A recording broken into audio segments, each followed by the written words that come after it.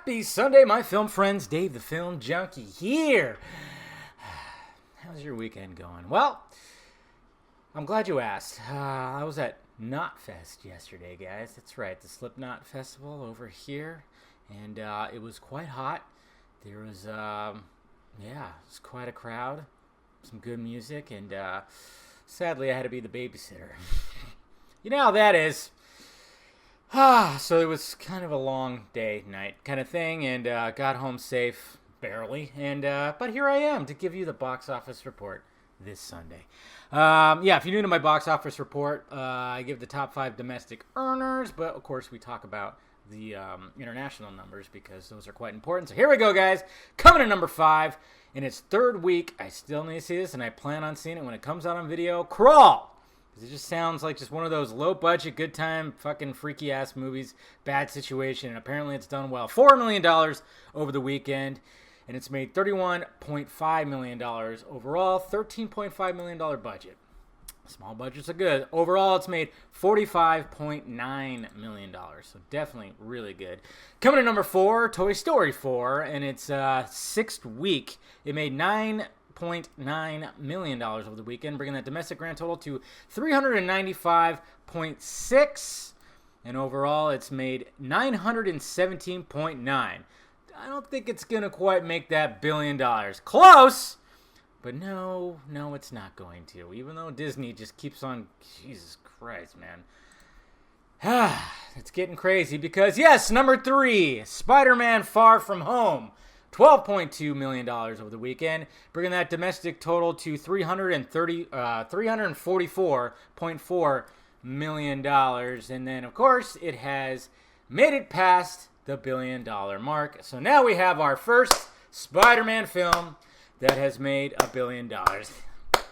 Yeah, sure, guys, I get it. It's not the best one, and some of you might think it's the worst one, and that's fine. That's your opinion. I don't think it's the worst one by no, not at all. But it's crazy that it took this long to get a Spider-Man film to make it that. It's just crazy to think about. And then, of course, if you saw my video about how supposedly Sony would have gotten back the rights if it did make $1 billion, which really didn't make too much sense to me. But yep, there you go, guys. So congratulations to everybody involved with Spider-Man: Far From Home. $1 billion. Crazy. Then, of course, coming to number 2, it sucks that it's number 2, but it's just the way it is. But by no means is it a bad thing. Once Upon a Time in Hollywood. My review will be up after this. Sorry, didn't have time to shoot it yesterday or Friday.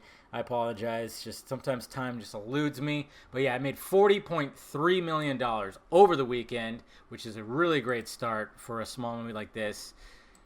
Even though it was a $90 million budget, but $40.3 million. This movie is going to be talked about, and this movie is talked about a lot. And this is what's great because, I mean, look at the top. I mean, yeah, Crawl is an original, so this is what's good. This is good. The top 5, even though it's dominated by fucking Disney like crazy. It's dominated big time. Toy Story 4, a sequel. Spider-Man: Far From Home, a sequel.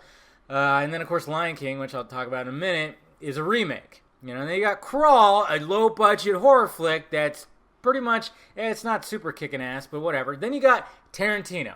Fucking Tarantino coming in with an original tale that just basically is a love letter to that golden age of Hollywood right there that he grew up on and what he loved, and people flock to it, okay? And you have big movie stars in it, okay? And I obviously movie star is becoming a thing of the past almost, but it just shows you right there that it did not faze him, and people will go out, and people will still go out, and it's going to find such a following, and it's going to be another just hit. I mean, this is his biggest movie that he's released, so that's what's just awesome. And right in the middle of this summer block, well, towards it's getting to the end of the summer blockbuster season, that Tarantino just comes in and goes, well, I'm going to do it. I'm going to fucking do it. That's my Tarantino impression, guys. I've done it before on a video where he pitched the idea to J.J. Abrams for a Star Trek. You can search that on my channel. It's there, and I go for it. That's for sure. And then, of course, coming to number 1, this movie is just not letting up at all. Lion King, and it made $75.5 million in its second week. Only a 60.6% drop. $305.8 million that it's made domestically, and then it's in 2 weeks it's made $962.7 million. So yes, Disney will yet have another billion-dollar one. And I know a lot of people are fucking hating on it. I wasn't a fan of this movie, but at the same time, when I was sitting in the movie, guys, I'm looking over, I'm seeing families and people are clapping and cheering, because this is for them. They are diehard fans. I was not. I've said it many times. When I was younger, I didn't care really for the Disney animated features. I get it. Lion King is a classic and will always be a classic, the animated version. But my whole problem it's just like, was there needed to be a director? This was just, they could have just made this. It was just with somebody just telling a VFX artist just to fucking copy this scene, copy that scene. And then, it just really didn't feel like there was a director behind it. And even Favreau, he defended it by saying, I just read this interview. He defended it by saying, like, he didn't want to change too much because it's such a classic movie. You wanted people to experience in a different kind of format, which I totally understand. And, the impact of that. I get it. But then he also said, like, when he went and saw the Broadway Lion King, like, after when it first came out back in the 90s, he said it was, like, the impact of it just really hit him. And it's just, he wanted to have that with his movie. But then he also says, yeah, sure, the Broadway was an hour longer and it had different songs, but still. And I'm going, what the fuck? The hell does that mean, Fav? I mean, that means you could have maybe changed your movie a little bit, put a little flavor into it, not make it an exact, 3D replica of it without the emotion. That's just where it frustrates me. But at the same time, it wasn't for me, okay? It's for the family over there that are singing along with the songs and having a good time, having a family day. Not for me. Not for me. So that's fine. If that's going to be the case, that's going to be the case. I'm going to go watch Once Upon a Time in Hollywood, and I'm going to have a good time with that. So there you go, guys. That's all I have to say. Everything, there you go. That's what happened over the weekend. Let me know what you saw over the weekend and what you thought about it down below. Hit that like, thumbs up button if you'd be so kind. Subscribe to my channel at filmjunkie.com for all my content.